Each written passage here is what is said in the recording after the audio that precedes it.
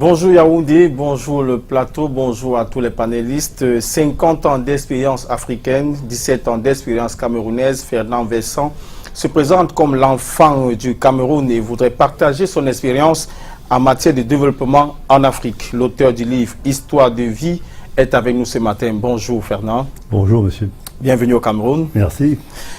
En lisant votre histoire, Histoire de vie, on perçoit votre fierté de retrouver les anciens étudiants ou fonctionnaires ou responsables. Est-ce que c'est ce qui justifie le sentiment d'un devoir accompli ou alors d'un verre à moitié bu? Non, l'histoire du contact avec le Cameroun, c'est une histoire d'amour. Je suis arrivé en 1959, avant l'indépendance, ici à Douala. J'ai vécu à Douala pendant à peu près 12 ans. Et je me suis marié à Douala. Ma première fille est née à Douala, à la clinique Sopopriso. Et j'ai créé avec toute une équipe africaine et européenne l'Institut panafricain pour le développement.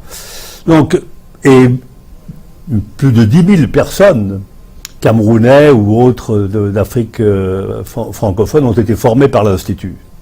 Donc, j'ai une relation encore avec eux qui est importante. Par ailleurs, ma femme, que j'ai rencontrée ici au Cameroun, était professeure à l'ENAM.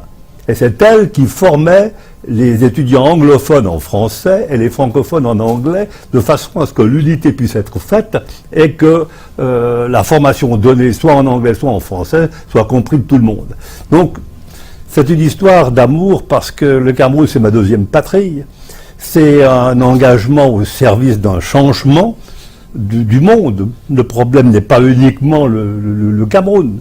C'est que le monde d'aujourd'hui, on vit dans un modèle de développement où les riches deviennent plus riches et les pauvres toujours plus pauvres. Et ça, on le conteste, on essaye de faire quelque chose d'autre. Donc voilà. Dites-moi, quelle analyse vous faites de ce phénomène de migrants qui bravent le désert de la Méditerranée pour aller vers le mirage européen aujourd'hui?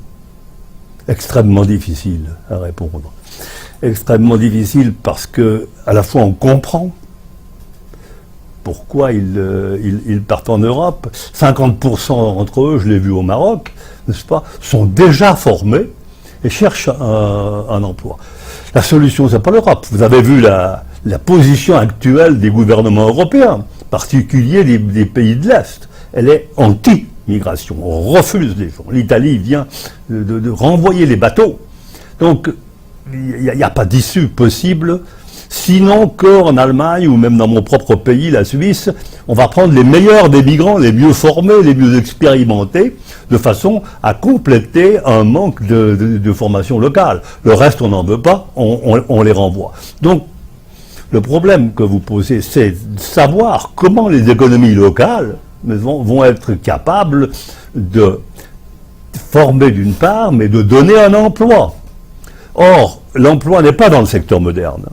Nous avons à l'époque calculé que pour créer un emploi durable, il fallait à peu près 5 000 $, 5 000 donc euros si vous voulez. Et alors que dans le secteur moderne, il faut des centaines de milliers d'euros. Donc, c'est là, c'est dans le secteur informel, dans le monde rural, que nous trouverons la solution. Vous êtes écrivain, vous avez écrit un livre qui s'intitule Histoire de vie. Histoire de vie. Quelle est la quintessence de ce livre aujourd'hui? Écoutez, ce livre, c'est un témoignage de vie. Histoire de vie, c'est en fait le titre d'une collection de l'Harmattan. Donc tout le monde peut écrire son histoire de vie. Mais c'est le deuxième paragraphe qui est important. Moi, j'ai voulu donner un témoignage, non pas, je voulais pas écrire ma propre biographie, on n'a rien à faire, c'est pas mon problème, ça intéresse personne, du reste, qui est Vincent. Ce qui est intéressant, qu'est-ce qu'il a fait? Et quelles sont les étapes qu'il a passées pour arriver à donner un témoignage qui est celui du développement. Et je peux, si vous le voulez, dire un mot sur ces différentes étapes.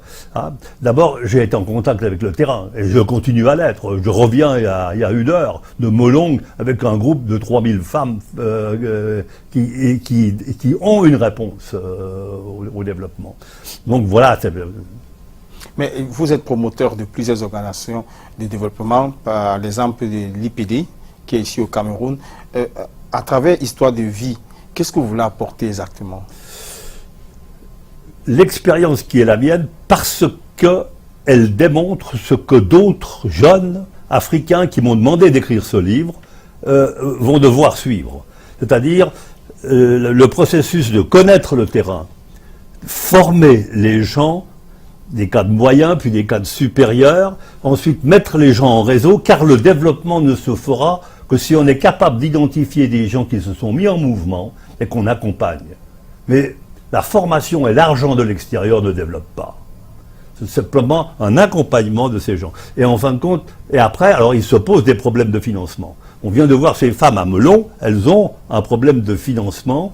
Actuellement, elles reçoivent de l'aide. Mais ce qui est important, c'est parce qu'elles commercialisent des productions, non seulement du café, mais des productions vivrières, c'est qu'elles puissent générer des petites entreprises qui donnent de l'emploi et des recettes à ceux qui sont... Monsieur Fernand Vincent, vous dites que la connaissance ne suffit pas et les financements sont un problème au Cameroun. Comment vous parvenez à impulser, à promouvoir ce développement dans le pays africain dans lequel vous êtes représenté, particulièrement au Cameroun? Comment vous faites? Bon, le Cameroun, comme les pays africains, ont un système économique de dépendance. Ça n'a pas beaucoup changé depuis 50 ans. On exporte du café, du cacao, et on continue à ne pas pouvoir, du reste, à l'indépendance, le Cameroun nourrissait sa population. Maintenant, ce n'est pas le cas. Elle doit importer de la nourriture. Or ça, c'est pas normal. Donc, autrement dit, moi, le modèle de développement que nous voulons promouvoir, nous, c'est d'abord de répondre aux besoins des populations. Ces besoins, c'est non seulement de se nourrir, c'est de se former, c'est d'avoir une santé normale et un emploi pour pouvoir faire vivre sa famille. Et c'est ça, c'est les options fondamentales du développement que nous avons. Mais pas de renforcer des systèmes d'aide perpétuels où les gens tendent la main. L'aide a une fin. Et il faut que le Cameroun en prenne conscience. Donc il faut permettre aux gens de s'autofinancer. Ces femmes rurales de Melon sont dans une situation où elles peuvent autofinancer leurs actions futures et générer des emplois. Mais il faut les aider à mieux gérer le présent. Comment entendez-vous cette affirmation de Michel Candesseux qui dit « Nous sommes dans un monde vieux » dans lequel vit un continent jeune. Comment est-ce que vous analysez ça? C'est vrai. Je suis le vieux. Peut-être avec un esprit un peu jeune. Mais l'avenir, c'est les jeunes. Alors, je crois qu'on a trop de pessimisme. Les gens sont trop pessimistes. Quand on voit les jeunes, spécialement Internet, les start-up à travers l'Afrique, lisez Jeune Afrique. Lisez Jeune Afrique. Moi, je le lis régulièrement et je vois toutes sortes d'études de cas. Un gars qui, au Bénin, a commencé à créer sa petite entreprise de fabrication d'engrais bio et, au bout d'un moment, parce que cette entreprise se développe, les grands de la chimie internationale s'intéressent à cette expérience qui est en train de réussir pour l'absorber. Et donc, moi, j'ai confiance. C'est les jeunes, l'avenir et à la fin de ce livre, je fais un appel à des jeunes Africains qui maîtrisent les blockchains. Internet, parce que le monde d'aujourd'hui, son pouvoir n'est pas dans le politique, ni même dans le financier, il est dans l'information. Et vous restez des gens de l'information. Et vous pouvez transformer les mentalités. Et c'est votre responsabilité. Et on peut vous aider. L'ancien directeur du FMI semble jubiler devant les progrès technologiques, figurant. Quelles sont les perspectives, j'ai envie de le dire ainsi, pour que l'Afrique, pour cette Afrique qui est victime de la fracture électrique et numérique? Oui, je pense que sur le plan de la technologie, d'abord, l'Afrique risque bien de sauter à une étape. C'est-à-dire de passer d'une technologie de grassroots, du terrain, à Internet, sans passer par des multiplications. Et c'est normal. Parce que l'Afrique d'aujourd'hui ne peut pas ne pas maîtriser Internet. Et je suis frappé. Alors, on voit évidemment tous les gens avec leurs portables, avec avec leurs machines. C'est très intéressant. Maintenant, la question fondamentale, c'est les Africains, quel contenu ils vont mettre dans ce type d'information. Mais ce qui est certain, c'est qu'il faut à la fois, pour résoudre des problèmes au niveau vraiment du terrain dans les villages, une technologie qui soit adaptée, qui ne soit pas les grandes machines qu'on ne maîtrise pas et on fait des éléphants blancs. Hein, et l'aide disparaît. Donc la technologie doit être à la fois une technologie à la dimension des besoins du terrain, mais l'Afrique doit vivre dans le monde d'aujourd'hui avec une technologie qui est moderne et même super moderne. Elle doit être en leadership dans le monde. Et je suis frappé, moi, de voir le nombre de jeunes Africains qui sont capables de maîtriser cette technologie. J'ai beaucoup d'espoir. Éric Olin-Boite a proposé à l'humanité le nécessaire dépassement du capitalisme libéral qui, selon lui, va finalement disparaître. Qu'est-ce qui peut remplacer cela aujourd'hui? Je crois comme lui que, tôt ou tard, c'est pas pour demain, hein, le libéralisme ne va pas disparaître. Maintenant, bon, c'est la recherche d'une troisième voie. Mais les Senghor, Nyerere, Nkrumah ou autres, déjà en 1960, cherchaient les voies d'une troisième voie à côté du capitalisme et du socialisme. On n'a pas trouvé l'alternative. Mais on a toute une série de réponses qui sont alternatives et qui, à un moment donné, vont constituer l'économie sociale et solidaire, qui est l'antidote de l'économie libérale, doit être promue. Malheureusement, aujourd'hui, elle représente 13% des flux financiers mondiaux. Et c'est trop peu. Donc, mais il faudra le temps.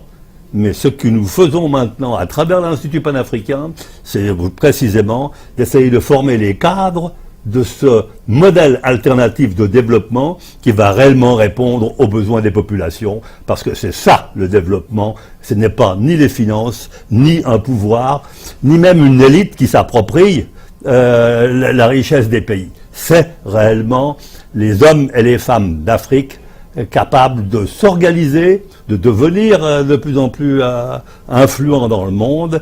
Merci Fernand Vincent d'être passé sur notre plateau et nous vous souhaitons un bon séjour au Cameroun. Merci beaucoup. Nous vous remontons l'antenne à Yaoundé pour la suite de l'émission. Merci.